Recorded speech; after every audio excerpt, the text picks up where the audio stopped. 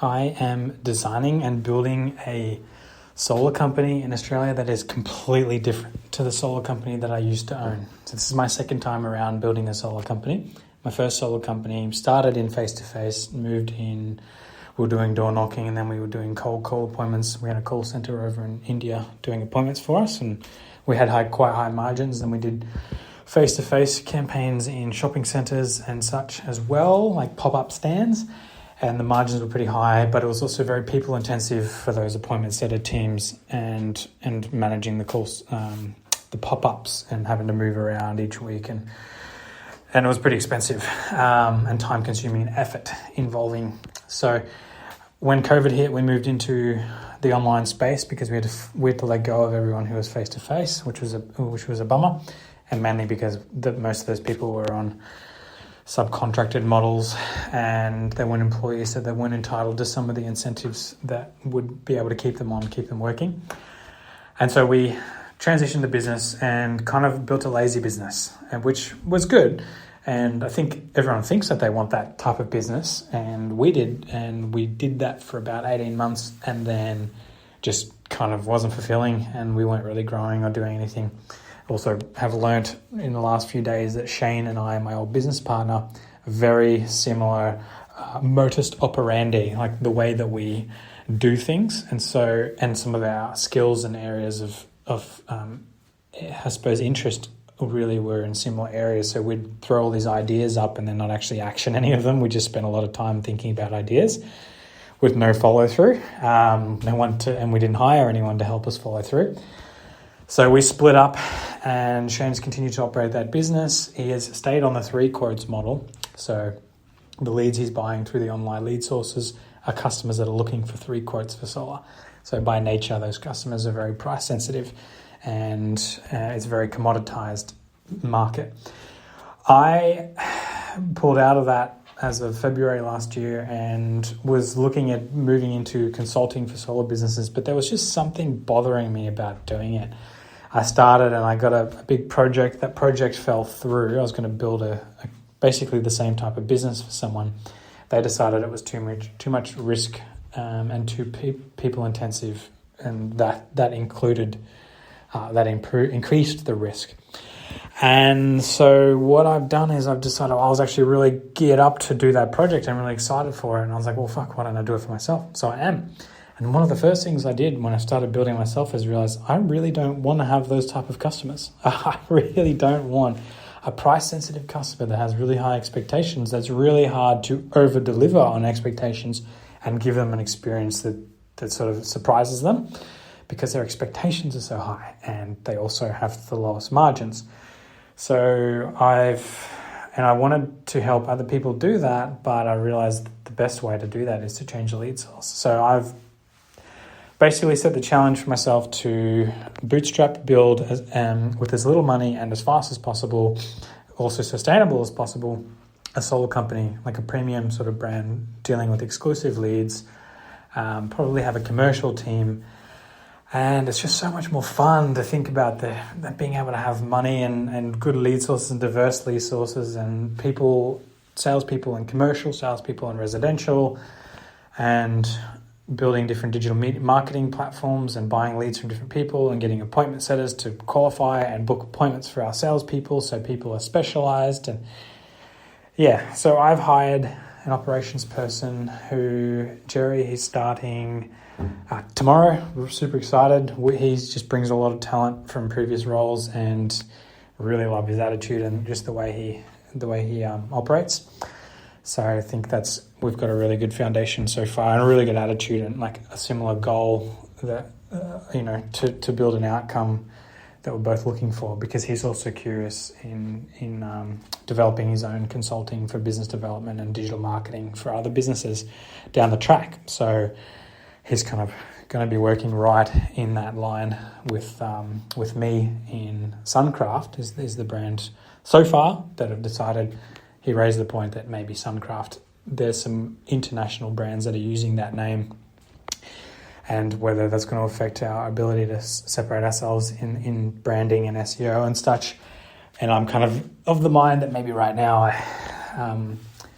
I might just wing it and we can fix that if it's an issue later. I know it's easier to do now, but I've got all this energy and motivation. I want to get into it.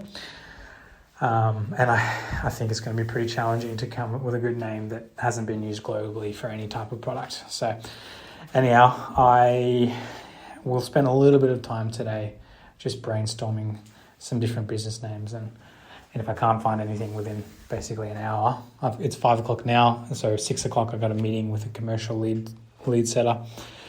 If I don't have anything by then, I'm going to stick with Suncraft, I think. Unless Jerry comes up with something, because I don't want to slow it down. I don't want to, I need to get a website built. I need to build the CRM. I need to get uniforms organized so that I can go and start selling appointments. And I want to have that. I want to buy residential appointments by the end of next week, starting for the week after. And if I take too long on getting the logo organized again, then I can't order the uniforms, and that's going to set back everything. And each extra day, each extra week, it's just, I feel like it's a roadblock. It's a roadblock that was manufactured that doesn't need to be there. So anyhow, I wanted to sort of share what sort of stage of the build we're at, and I've been trying to identify or put some sort of cool tagline, like build a $10 million solar company with $10,000, and I'm not sure that that's the type of solar company that I need to build in order to be able to help other people build a profitable. I think what I've kind of looking at is $1 million profit per year, so it's 20 grand a week. I think that is the most common business size that most people, the larger market of people that I might be marketing to in solar or thinking about building business, or that's kind of probably where most of us have in our mind. That's like the upper limits of our belief systems for now. And it's definitely not that I don't think I can do that, but I think I want to do that with Sales Launch rather than with Suncraft. So Jerry had me do up a mind map of the different sort of areas of the business that I want to work on, because I'm also trying to build up the brand, the way I'm doing this podcast, Sales Launch. And I looked at all these plans that I had for the Suncraft solar business, and because I've also read that book, $100 Million Leads by Alex Hormozy, I've read that twice now in the last month, and it's super awesome, great book to read. He's sort of, given a bit of a game plan on how to do it, and I'm still breaking it down and starting from step one, but I did just kind of lay out the steps, and I'm looking at it like, wow, that's a fucking huge business that I'm talking about, and there's a lot of operations difficulty in a solar business. That is not the area of the business that I am really intrigued in solving. And lucky I have someone like Jerry who is intrigued in, working on those areas, and we'll find other people that will bring other experiences and interest and passion for improving those areas. But I want to learn getting good leads and getting good sales and making good margins and having that running pretty smoothly.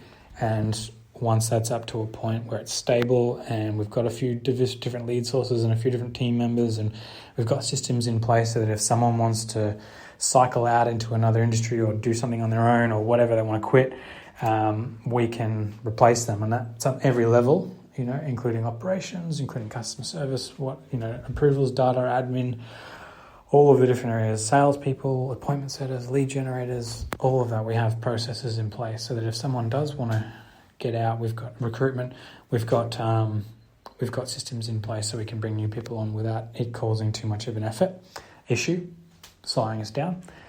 So yeah, and then at some stage probably get someone, either a general manager or maybe even a CEO to start taking that business under their wing and into a direction that they want to go with it as well.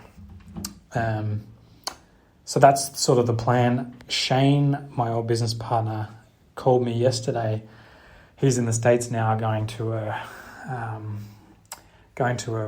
sort of business collaboration event.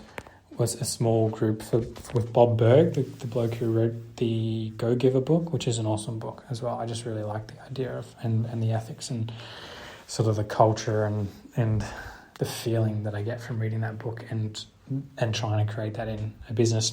awesome book to read as well. He's meeting with Bob, and he's over in the States. He's been deep diving on looking into the American solar market, and they're at like a 4% market saturation for solar, whereas in Australia we're at 30% market saturation.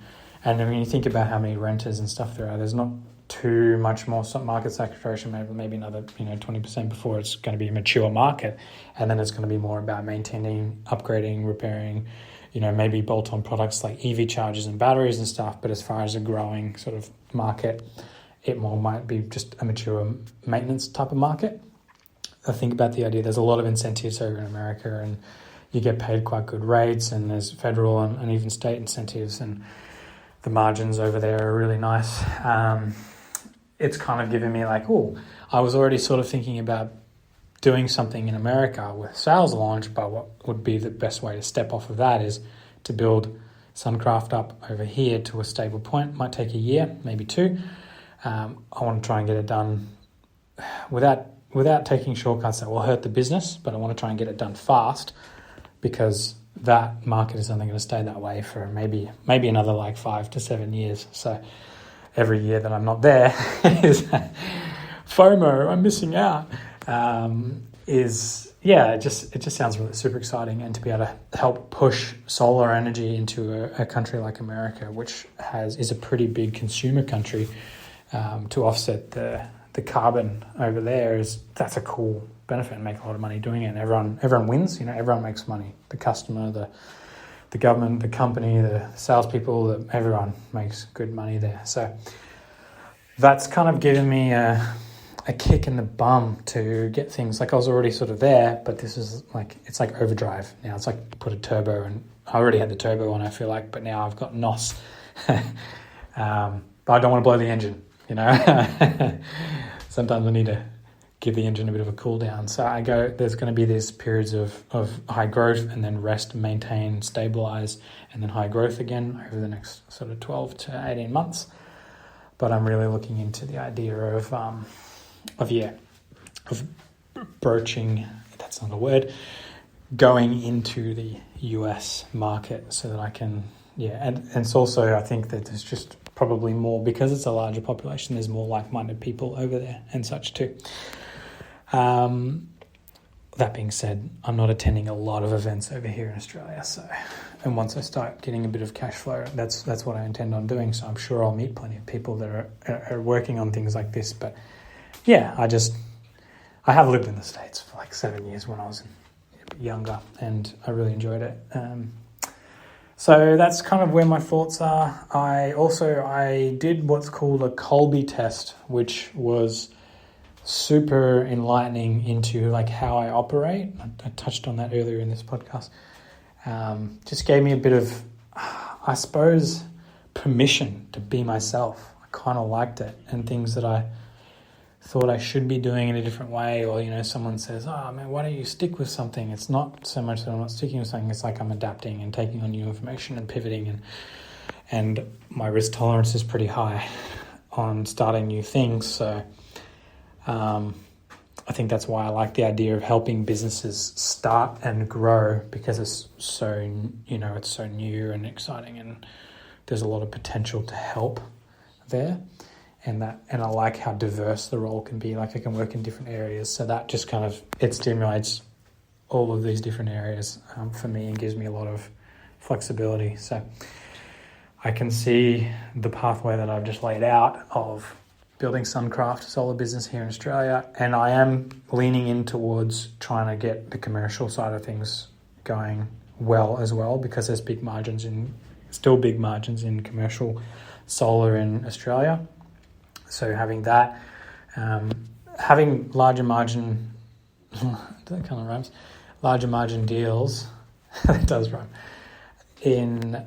is just super helpful in reducing some of the operations friction. So if you're trying to install a lot more smaller sales, you've got more installs, you've got more stock, you've got more turnover, you've got more issues and more customers. And